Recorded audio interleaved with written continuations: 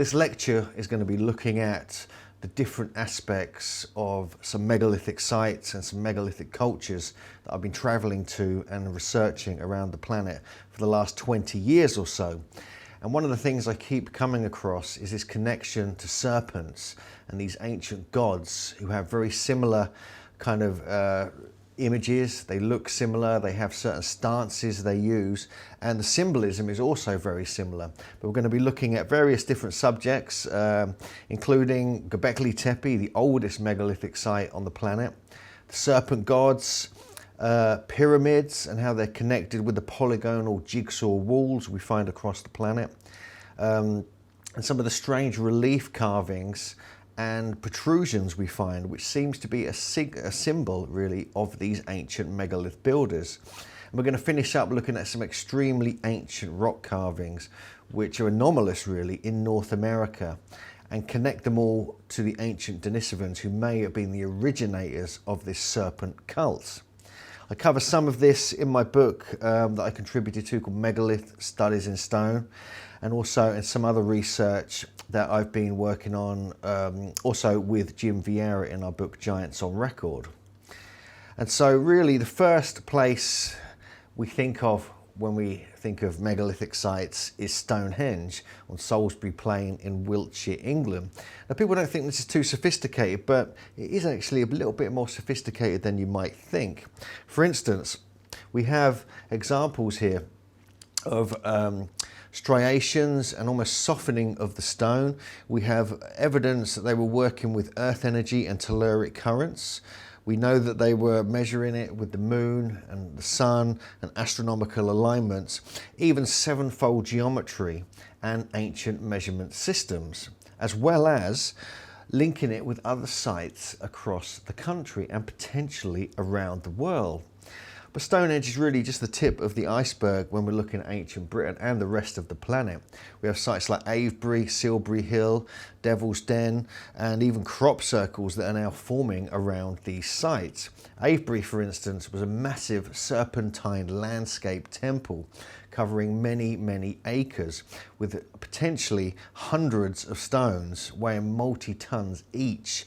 And this really does represent something very strange, that they were marking a kind of serpent or a symbol of the serpent on the landscape, meaning that it must have meant a lot to them.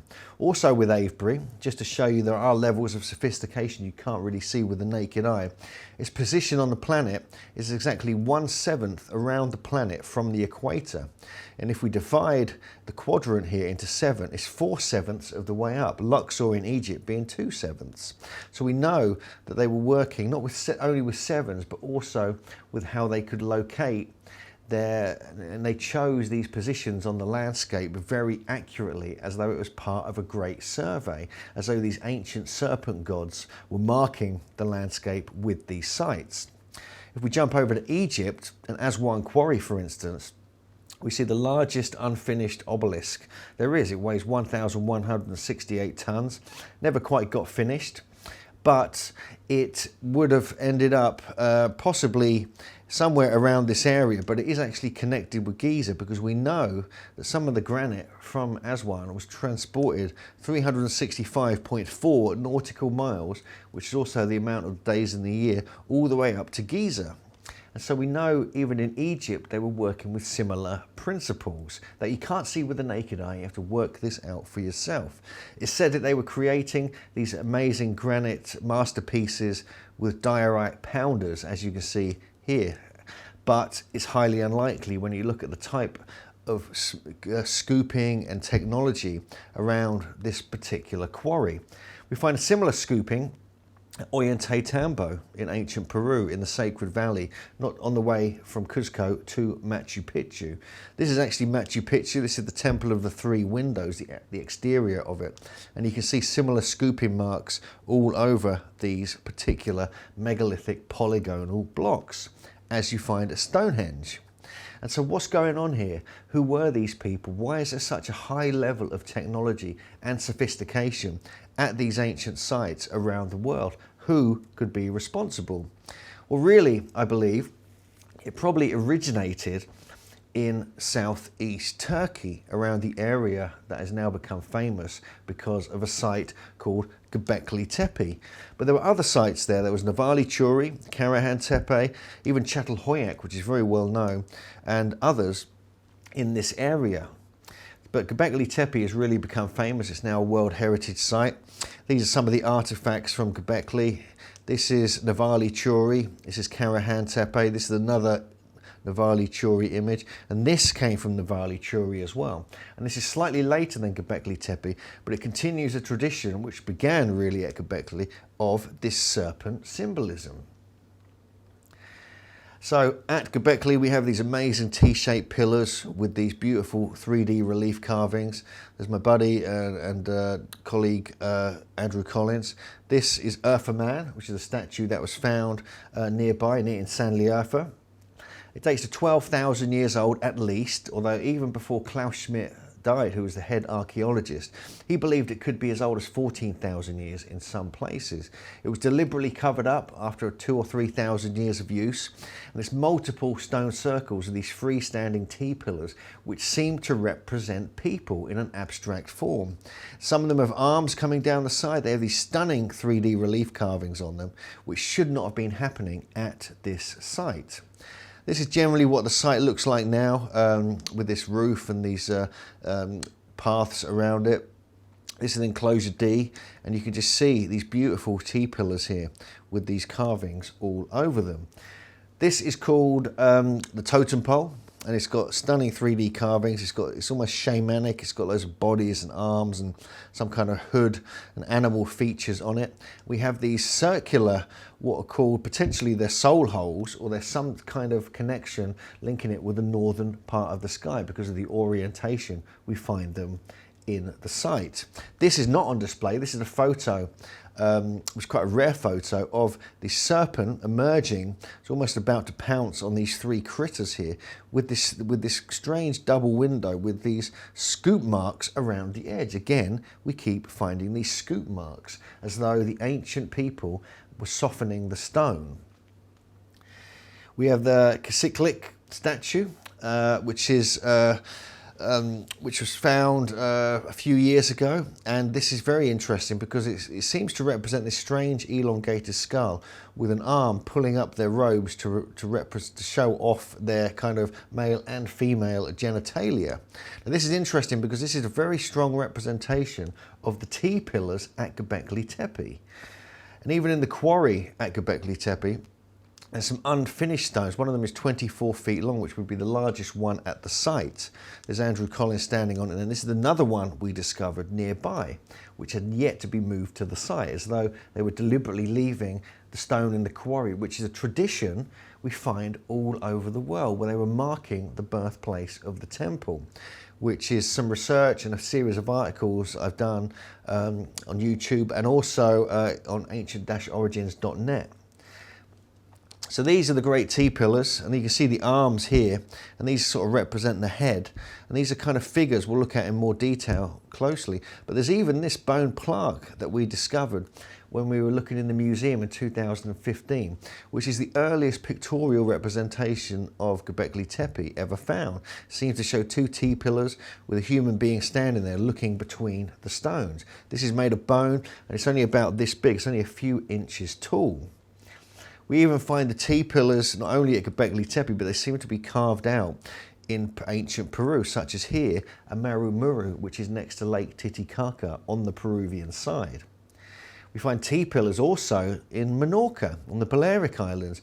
Though these are much, much later, these Taula sanctuaries, and they're Taliotic sites they're called, date from the Bronze Age, and these are said to represent the bull's head, or a bull's cult. Karahan Tepe is one of the other sites near Göbekli. This is unexcavated. We recently went here in October. We've been visiting here since 2013. They're going to start excavation sometime this year. And it's an unfinished and megalithic site. It's not been excavated. This is like the top of one of the pillars still buried in the ground, much like when Göbekli Tepe was found. It was fully covered over. So what's going to be found here, we don't know. But again, at this site, we have an unfinished T-shaped pillar. There's my friend Kevin Fish, and here is the pillar still on the edge of the plateau in the quarry. At Göbekli Tepe we do find many aspects of serpent symbolism, some of the earliest in the world. You can see these multiple serpents here with a little lamb beneath it. We have these other serpents coming in from either side. We even have strange shapes at the bottom here. And here as well we have serpents here and here all over these pillars. We have the H symbol, which we find all over Göbekli Tepe, which is often on the belts of the figures that are there. So this is Göbekli Tepe. This is actually in the museum, and it was discovered on Gozo at the site of Gigantia. We find this was in Saqqara in ancient Egypt. So what's going on here? Are there connections between these ancient cultures? Did this symbolism, did this cult of the serpent originate in Göbekli Tepe and then expand and spread through the world? This may be the case because we find evidence of plumed serpents or symbolism and myth and legend relating to them all the way around the world. Perhaps one of the most famous examples is Viracocha in Lake Titicaca area of Peru and Bolivia. We know that he emerged from Lake Titicaca. He was represented as the foam of the sea, but also became known as a serpent or a plumed serpent, a bird serpent. And he was said to have created a race of giants to build all the megalithic sites along the path of Viracocha, beginning really with Tiwanaku, sites on Lake Titicaca, up through Ollantaytambo, Machu Picchu, etc., all the way up to the coast. This is actually a dolmen structure on the north part of Lake Titicaca where he was said to emerge. But the influence spread to the Inca culture, and here serpents are still in 3D relief all around Cusco, the Inca capital and probably the earlier Andean capital of ancient Peru. Here's Brian Forrester with a very large serpent here carved in this doorway. I believe this is in Chinchero, which is along the Sacred Valley, not too far from Cusco. And we have other serpents here carved just on the walls around Cusco and also on this interesting stone pillar base here in one of the museums in Cusco itself. And of course we have the famous 12-sided stone, which is still on the streets of Cusco, and you can go and see that for yourself. But earlier than the Inca culture were the Tiwanaku culture, and there was earlier cultures in that around Lake Titicaca, the Koya culture and others. And there's a serpent temple called Santiago de Ojje, it means snake temple, around the edge of Lake Titicaca on one of the peninsulas, and it was found here, this great anaconda type serpent seen emerging, 3D relief carved out of this massive block of stone, and you can see how heavily it's been buried. It's at least 2,000 years old, and it could actually be older, and even older than Tiwanaku and Pumapunku itself. It's a very important site. There's a huge rectangular or square megalithic enclosure, and there's even ruins under the water around the edge of the lake. Also around the lake is a site called Silustani. These are Chilpa funerary towers that were created by supposedly the Koya culture only a few hundred years ago, but clearly they show evidence of very powerful cataclysm having destroyed it. And serpents all over these beautiful polygonal puffy stones within these so-called funerary towers. We also find these protrusions or these bosses all over the stones around Silustani, as we do all over Peru at all the different sites there. We have a very strange square tower, most of them are circular at Silustani, but we have this very strange square or rectangular tower, polygonal stonework, which is almost identical to one called Vinapu on Rapa Nui or Easter Island. Cotimbo is another site around Lake Titicaca. Now this again is very similar to Silustani, but again we find serpents and other animal relief carvings all over these square and round towers. This is very puffy polygonal stonework on this high plateau, and you can see these serpents beautifully carved here. Some other examples of the stonework at Cotimbo include these. More serpents, we have kind of llama type thing, we have beasts emerging directly out of the rock, pumas, and this beautiful 3D relief carving of some kind of critter that's not been understood exactly what it is, but it's remarkably similar to other carvings at Göbekli Tepe. So on the bottom here we have Silastani and Katimbo, and here we have both from Göbekli Tepe. And you can see they're almost identical, and this blew me away when I visited Katimbo, because I went to see it the same year I first visited Göbekli Tepe, and you could be tricked into thinking it was exactly the same builders. But the fact you're finding the same symbolism, you're finding the same mythos, and you're finding the same kind of stonework and carvings at these two sites on opposite sides of the world does suggest there's something going on between these ancient cultures. Here is some stones, carvings from a site called Pucara, which was contemporary or slightly earlier than Tiwanaku. And again, we see this plumed serpent rising up towards potentially the sun symbol here. We also have these goggle-eyed figures, and the goggle eyes often a representation of the plumed serpent, or in Mexico, it's a representation of Cuculclan or Quetzalcoatl, although this obviously is in South America. And we see other examples here of like plumed serpents emerging and going towards this circular figure, potentially the sun. I was just measuring it here to see if there's any particular measurement systems that may be contemporary with other places around the world. Interestingly, we do have strange connections between Göbekli. We have these H's, and obviously we have these H blocks at Pumapunku in Bolivia. But we have these H's here, and these small kind of serpents along, this is actually the belt of one of the figures on one of the main central pillars, some of the enclosures at Göbekli Tepe. It has been compared to Pumapunku, speculative but intriguing nonetheless. But this touching the navel is very interesting. This is something that Graham Hancock and other researchers have picked up on, believing it may be connected with, marking, say this is the navel, this is the site, this is the center of our civilization, the axis mundi, the omphalos of our culture. This is from Urfa Man, this gentleman here. This is Göbekli Tepe. In the middle we have Tiwanaku. Here we have some statues from Japan, again with these goggle eyes. This is a representation of the plumed serpent. And also on Easter Island we have here, where they're touching the navel. And we have the plumed serpent represented in North America as well. This is Serpent Mound, dates to at least 300 BC. It could be much older. It's unique, really, although for this particular configuration. And on the early maps of this, we saw these plumes coming off the side. This is like the mouth of the serpent with an egg it's eating. But these plumes are the most interesting to me because they do seem to represent this tradition of the serpent cultures spreading around the world. And in the middle of the egg there used to be a monolith, a standing stone. And this is all astronomically aligned. This has all been research done by Geoffrey Wilson and Ross Hamilton and others. But just down the bluff, this massive monolith, which is probably 9 or 10 feet tall, used to be right in the center of the egg, which is rare for North America. We also have giant skeletons. This is the 7-foot skeleton that was unearthed at the site, going back to Edina times.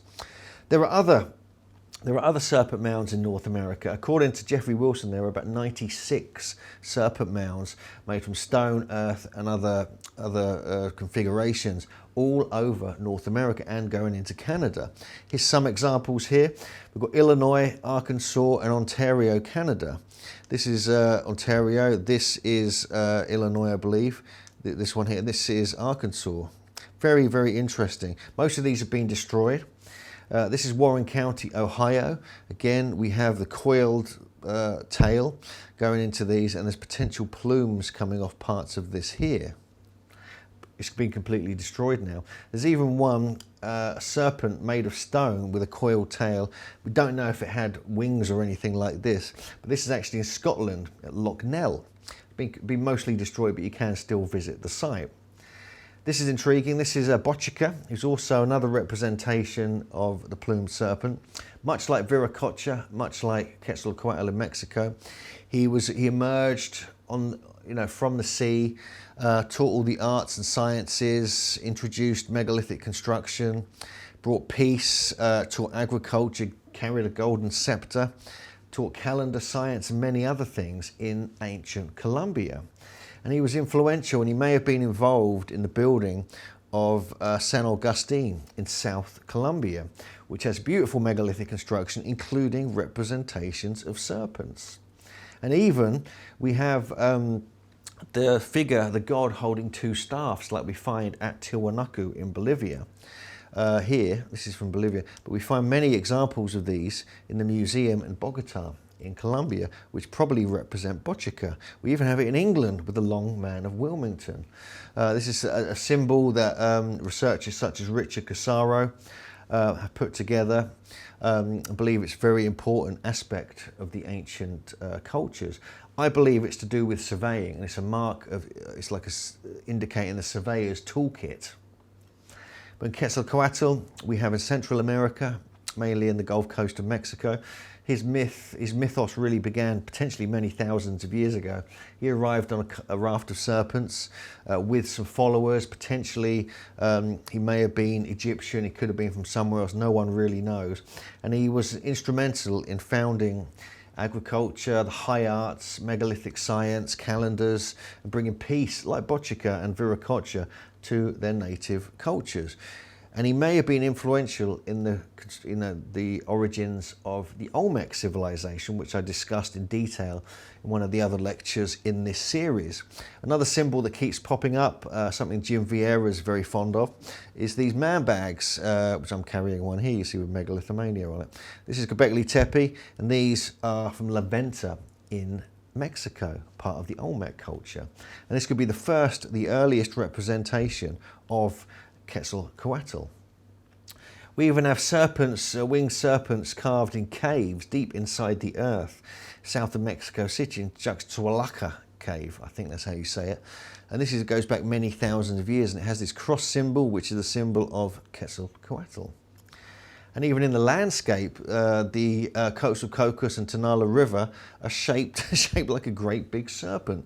A sinuous waterway where many of the Olmec sites were built upon these islands within the body of the serpent. I believe they deliberately did so because of that.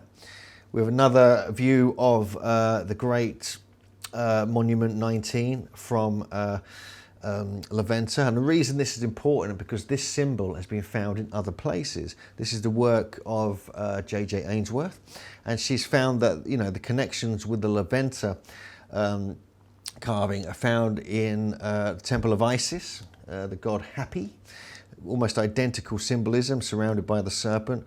We also find it in the Phoenician, and we also find it here going back to the ancient Greek.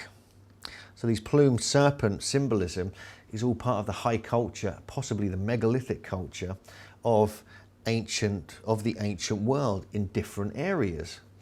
This just shows you a close-up of Hapi or Happy from the Temple of Isis, which we witnessed and took photographs ourselves just a few months ago. We'll be heading back there in November. And again, we find more carvings of the plumed serpent in ancient Egypt, all over the place. It's a very strong symbol in ancient Egypt as well. We have to question why this is. Well, we know the serpent is also found in the Naga symbolism of ancient India and in many other cultures. But one of the aspects we keep coming up, where there's the serpent symbol, we often find ancient pyramid structures as well. So we'll have a brief look at some of the more obscure pyramids around the world, some areas I've been researching. These are the sort of classic pyramid structures designed by Simon Davis, give him credit for this wonderful image he created. But they are found all over the world. These are just some examples of these pyramids. One of the most interesting ones is this one. This is in Sardinia. This is Monte de Accodi pyramid, dates back to around 4000 BC. And it's remarkably similar to the great ziggurat of in Mesopotamia. And also these pyramids we find in Sicily, of all places. We find evidence here. This is Chichen Itza. And also Saqqara. We have step pyramid designs in different parts of the world, and in Tenerife. These are Gumar pyramids and some other more obscure pyramids in Tenerife. Again, these are step pyramid constructions. But did you know there was actually a pyramid in Greece as well? This is an absolutely stunning example of one of the pyramids. It's like a polygonal pyramid in ancient Greece. It's not huge, but it's still pretty big. It's still quite a handful to construct that, and it could be older than the Great Pyramid of Giza. It's probably contemporary with Monte de Accodi in ancient Sardinia. We also have pyramid structures in ancient America. Here we have Cahokia, which is the footprint of this is much, much larger than the footprint of the Great Pyramid in Egypt. This goes back to the Mississippian culture, and there's giants and other associations with this particular site. But why do they choose this particular type of construction? Even at Tiwanaku, we have beautiful step pyramids, quite unusual shaped ones. At Pumapunku as well is a pyramid structure. But the earliest pyramids in Central America date back to the time of the Olmec. Here's some images from Tres Zapotes, one of the early Olmec sites, where these great Olmec heads were found. And one of the other aspects, as we saw briefly already, is the polygonal and cyclopean walls, often associated with these pyramid cultures, but found in many other parts of the world. If we look here, this is actually in Cuzco. This is in Italy. This is one of the pyramids on the Giza Plateau, and this is Easter Island. So the most famous polygonal walls, we have different types of polygonal walls. We'll look at these in more detail as we go through this segment of the lecture. We'll find that indeed the remarkable similarities must be noted. We have Sacsayhuamán. This is probably the largest polygonal walls on the planet. These were often twice, when they were first built, these were twice as high as this, but they've been knocked down and destroyed over various millennia. And you can see some of the intricate stonework and the massiveness of the stones. Some of the stones weigh 200 tons. Absolutely remarkable. It's almost like they've softened the stone. It really does look like that when you get up close and have a look at these. Even at Machu Picchu, there's massive polygonal blocks with these strange striations on them, like they've been softened in the stone. Ollantaytambo in ancient Peru along the Sacred Valley, we have massive polygonal blocks, often weighing up to about 120, 130 tons, with these strange protrusions on them. There's obviously serpents carved in this area as well. Then we have these strange protrusions, like square protrusions, like keyboard buttons, which we also find in the Assyrian in ancient Egypt, next to Abydos. The interesting thing about this is that this is often, usually the water level comes up to here. So you don't often see these. So these I've never seen before, apart from on our last visit there. We'll be going back here on our tour there, which you can join us on in November, with myself and Jim Vieira and Youssef Awian, a local wisdom keeper.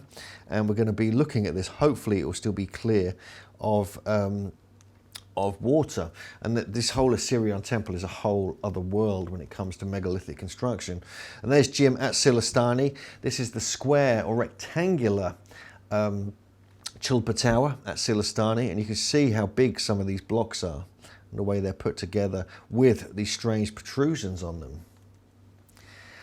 Here's some other examples of Silastani with these 3D relief carvings of lizards and various other things. Shows you a close-up, and again the comparison with Easter Island, Vinapu, is very, very interesting. There's another platform. Basically these platforms in Easter Island actually held the Moai statues on them. So these were actually created so the statues could go on top of them, and they would then face outwards to the sea. We find some very, very interesting carving. This is actually from Easter Island here. This is a photo from Thor Heyerdahl's book.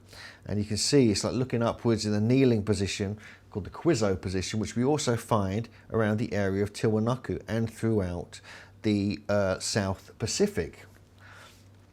And Easter Island goes way, way back, and there's stories of giants being witnessed on the island going back several hundred years when the first explorers were going to this area.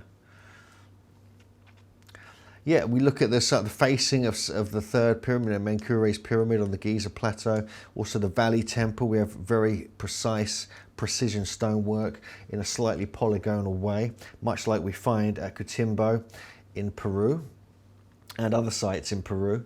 We have the cornering is very detailed. We have multiple sided stones like we find in Cuzco in the Valley Temple here in Egypt.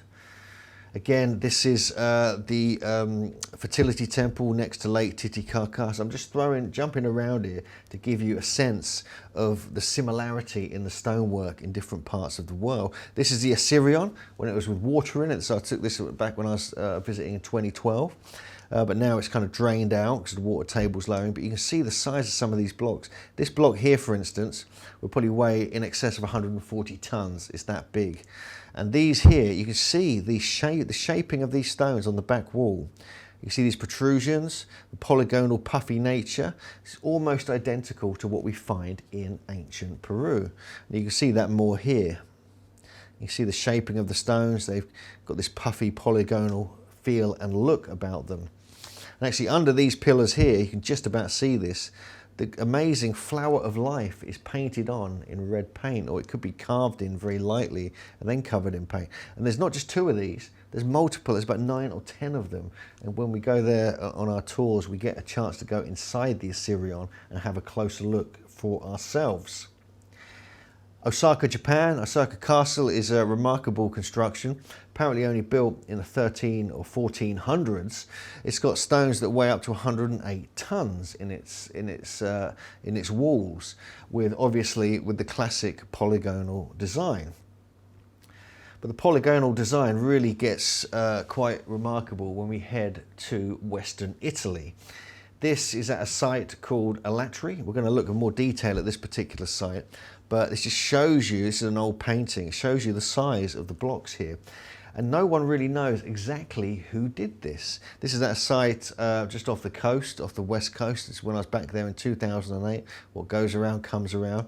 And you can just see the size of these blocks just piled together. And they've been partly reconstructed. There's also cyclopean walls in Italy, just massive megalithic blocks piled up around these huge sites, then sort of sliced so they're in perfect alignment. This is Alatri again. This is a massive, massive doorway, which is probably like 25 feet tall. This is what it looks like today. And there's JJ standing there, and you can just see the size of some of these blocks. And it's very worn down, it's very weathered, but these are potentially 7,000 years old. There's been dating at one of the sites called Orbetello, which dates back to 7,000 years. I'm not saying all the sites in Italy are like this, but they were said to be built by the Pelasgians.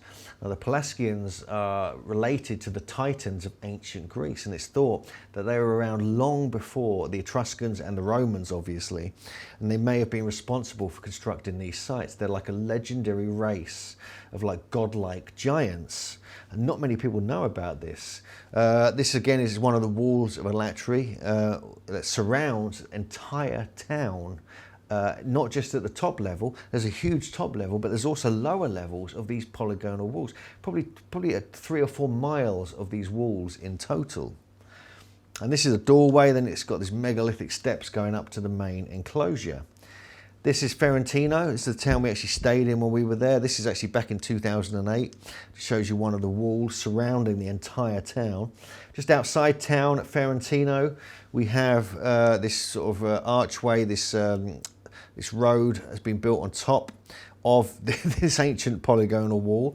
If you keep looking around, you just keep finding these all around Western Italy. It's probably 100 sites that have this. We have Segni. This is a massive polygonal wall that goes all the way up the side of a hill. It almost surrounds the top of a mountain. And this is one of the doorways into the actual temple area. Norba is a very interesting site. This is south of Rome. We have these huge chulpa-like towers with massive polygonal blocks, and we have these huge walls surrounding the entire city. Absolutely remarkable.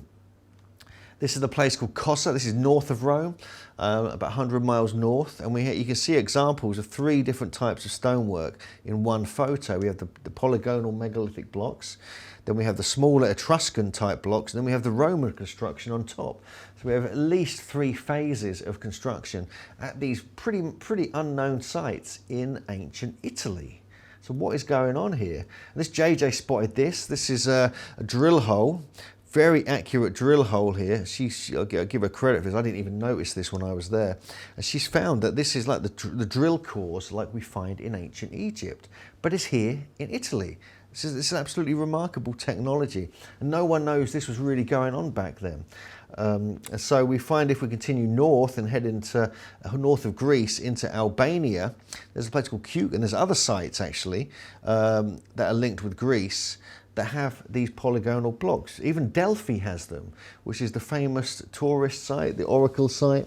And this has massive polygonal walls, which were thought to be built by the Titans and Kronos and Cyclops in the early Greek stories. And there seems to be some relevance here because there are accounts of actual giants being found around Greece and the Mediterranean. This is a place called Paleocastro in Greece. Again, we have massive doorways, megalithic polygonal blocks, which is inexplicable. No one really knows who built these. This is at Pinks. Again, these are huge, these blocks. Some of these weigh over 150 tons. And yet, again, it's unclear who built them. This is in northern Greece. This is a hill fort. This is similar to some of the sites we actually see in Italy and in Turkey, which we're going to look at in a second, because you see these beautiful relief carvings throughout on the outer walls here. But again, this is in the middle of nowhere, and yet we find these massive megalithic temples all over the country. Hattusa and Ojje in Turkey are two other examples of intricate, very sophisticated polygonal stonework. The sites here, especially Ojje, are remarkably similar to ancient Peru, very much like Cusco, very much like Sacsayhuaman.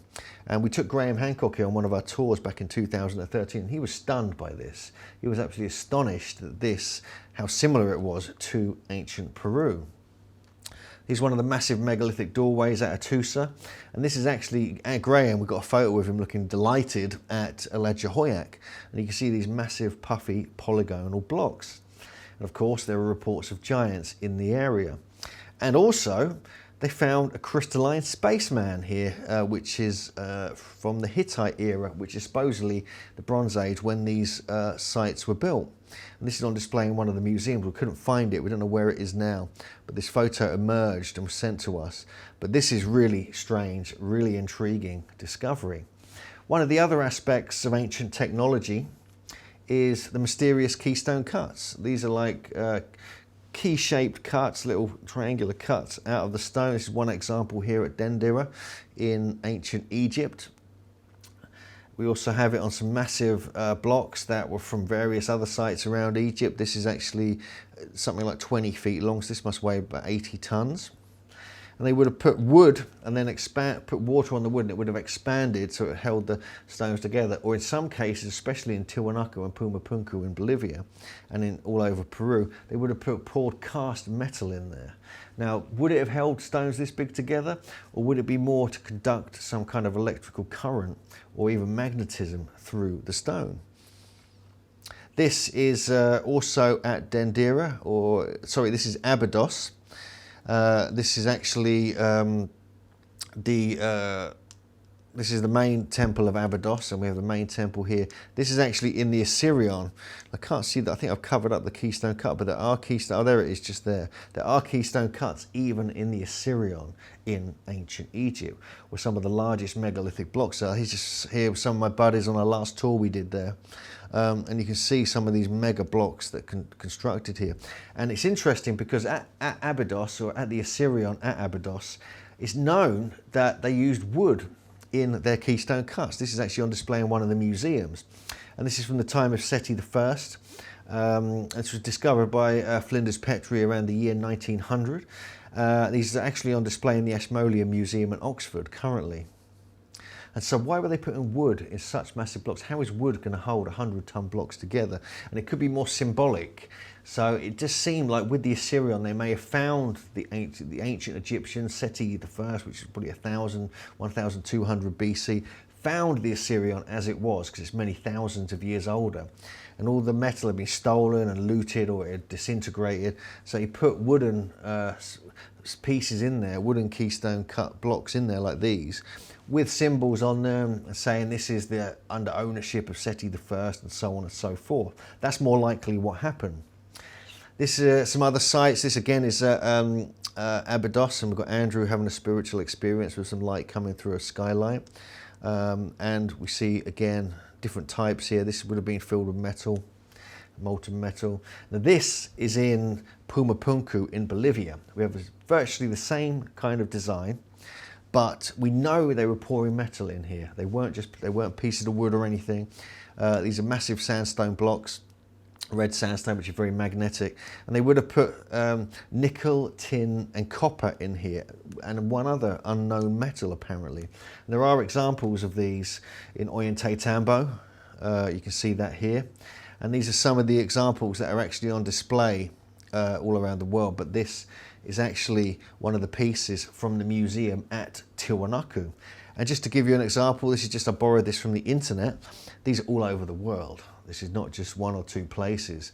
So we've got Ethiopia here as well, Bolivia, Japan, Iran, Egypt, Cambodia, Italy as well, Greece, France, everywhere you can think of. The thing is, we know the Romans were using it as well. They continued this tradition even up into the times of the Romans. And also it spread around the world, even to Cambodia and the ancient Kham Empire, which is what we see here. Now this is the various sites in this area, Angkor Wat, Angkor Thom, where this strange Stegosaurus type creature comes from. Preah Vihear, which is a massive megalithic temple up in the hills. But we do find not only the keystone cuts, but the classic serpent symbolism in this part of the world. This is a pyramid actually in Italy. This is a Roman pyramid, strangely, with keystone cuts at the base, with some cats here climbing all over it, giant cats. But another aspect, again, I'm just sort of jumping around looking at some different ideas, some different theories, some different aspects of this ancient megalithic technology, is the mysterious cart ruts. These are classically famous for being found in Malta and Gozo, but they're found in many different places. These are some of the ones in Malta. We've got Turkey, we've even got Spain, even got Bolivia as well. These are from Gozo, on part of the island. I spent a month or so on Gozo. I'm planning to go back there. We're going to be running some tours there. These are all over the island. There's hundreds of examples here. Some of them even go into the sea, suggesting that these are extremely ancient. This is actually in Sardinia. This is a place called Crucifissi, and this is also, these go on for many, many miles. It just shows you some of the underground hypogeums that are associated with this particular site in Sardinia. And just to get a sense of scale, this just shows you the landscape that they're in. So it's not just one small area where you get these cart ruts. And just if you're not sure what they are, they're parallel. The reason they're called cart ruts is because they're parallel tracks. So it's as though some kind of vehicle with 2 or 4 wheels has moved along it and marked the ground. But these go off in all different directions, but there are always 2 of them together. So the fact you're finding this at all these different megalithic areas and quarries and sites around the world has raised so many questions as to what they really are. Some people suggest they were able to soften the rock and they would travel through them with carts. There's even a theory, a scientific theory, that they're millions of years old and they were made by people driving around in modern type vehicles. This was published in an academic journal. And you can see it just goes on for many, many miles all across the landscape. This is just the example in Sardinia. Absolutely amazing. This is from the Castella di Mecca in Spain. These are very deep, very large cart ruts. A little bit different style, but they're still here and they're still evident. Again, this is from the same area in Spain. You see these very deep ones here, cut through the solid rock. Very big ones here as well. This is actually from Turkey, Phrygia or Phrygia. And you can see these here. Again, we see the parallel curving, like you're driving through snow and leaving car tracks there. But this is solid rock. And why is it found in different parts of the world? This is actually in France. Not very good photos. I do plan to visit here during the summer. These are the cart ruts of Anne-de-Sicroic.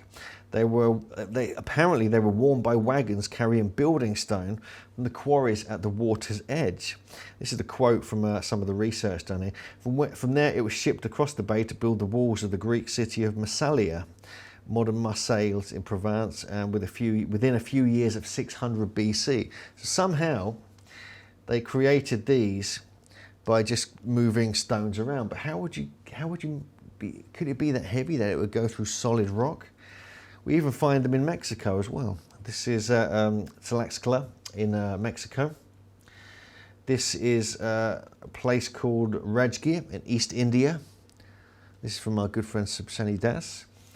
And so we're finding this all over the planet. Again, one of the mysteries of the ancient world, which has not been properly understood or deciphered. But let's get large for a moment, and let's look at some of the largest megaliths in the world. Baalbek is a good contender. It has some of the largest stones on the planet. So these stones here, this is me standing here. The stones I'm touching here, there's several of these going across the base and through the north part. This is the western part of the temple at Baalbek in Lebanon. These are 400 tons apiece. These ones up here, 3 of them, they're called the Trilithon, 800 tons apiece. Around the north wall, we have blocks that are at least between 400 and 700 tons apiece, going all the way along here, and all around this side is where the other wall is we just looked at. And no one has any idea how this could have been done. We've got another one here, look at the size of that. So there's a whole platform at Baalbek which has got multi-ton blocks, hundreds of tons each, being quarried and moved at least a kilometre, slightly uphill, and lifted into walls about 30 or 40 feet high. The quarry itself is very interesting. There's all these sort of caves around the quarry.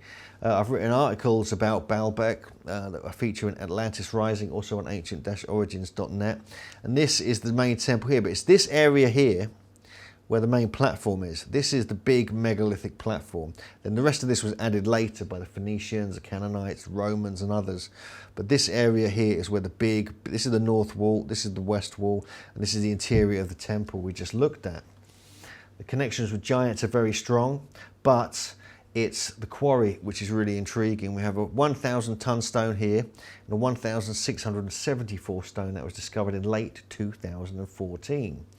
If these had been moved, these would have been the largest stones ever moved on the planet. Although we do know they definitely moved 800 ton stones up to the main site. This just shows you where the giants have been discovered in this area, which I go into detail in one of the other lectures about worldwide giants in this series. And again, we feature these details in the other lecture. But we've got a question, how were they moving such large stones? We know in Egypt, for instance, they were moving stones that weighed, several hundred tons. The obelisk, for instance, the great obelisk still in the quarry is 1,168 tons. We have other obelisks that weigh 400 tons, and somehow they moved those. And so we know there was a technology and perhaps working with giant human beings who together they could do this. But if we just change gears a little bit and move back to North America, there's another anomaly here which I've come across in my research. And this is the Winnemucca petroglyphs in ancient Nevada. These are very, very interesting. These are huge petroglyphs carved into solid rock. And these are found in an area where we've researched the redhead giants, and there's lots of stories and myths and evidence has been found. This J.J. Ainsworth has done some of the most interesting research on this area, including connecting it with sites in the Boyne Valley in Ireland, looking at almost identical symbolism. And you can see this here between Loughru in Ireland and some of the carvings at Winnemucca. Now the thing about this area here is that it goes way back into ancient myths and legends of this particular area. Not only with the giants, but with the foundation stories that link this potentially with other parts of the world. This is called the Stone Mother. This is the Pyramid of Pyramid Lake. And here's some other very, very ancient burials and humans that have been found, some of them of giant stature. So the big question is, what's going on? Where did this all originate from? Where did this serpent symbolism come from? Where did the idea of building with big stones and other such things emerge from? And it could be the enigmatic Denisovans, which have become very popular. A good friend and colleague, Andrew Collins, also Greg Little, have got a book coming out about this. We feature these in our book. The reason these are very important because they do show evidence of ancient technology, including this beautiful green stone bracelet, which was discovered in the Denisova cave that dates to at least 40,000 years old. They also were the first people to use bone pins and needles. And this is 7 centimeters long, and it's the first one ever known to have been used, and it's at least, again, 40,000 years old. This is the Denisova cave in southern Siberia, and we know the discoveries they're making there, they're finding connections not only with Denisovans, but also hybrid beings linked with other types of humans, including Neanderthals, including others, that were happening around this area around this time. We know they were quite large because the size of the tooth compared to a modern normal tooth is quite different. But one of the most interesting things that came out of this area, although this is a little bit later, is this. This is from the Maltinsko-Buretskaya culture of Siberia, and this dates to 23,000 to 19,000 years ago in the Altai region of ancient Siberia. And again, we have the serpent symbolism. So why were they working with serpents? Why were they using this as their symbolism so far back? Is it a shamanic thing? Is it a psychedelic experience they were all having, where you witness serpents like people do nowadays on ayahuasca and other mind-altering substances? Or was it something else? Was it a tradition that was founded by these great beings called the Denisovans, and then it spread slowly and maintained itself in small groups around the planet, and it got more revered as time went on? And there were probably more questions than answers at the end of this talk, but I hope that gives you some insight into the remarkable megalithic culture that may be related to the ancient serpent people of the world. So thank you very much for listening.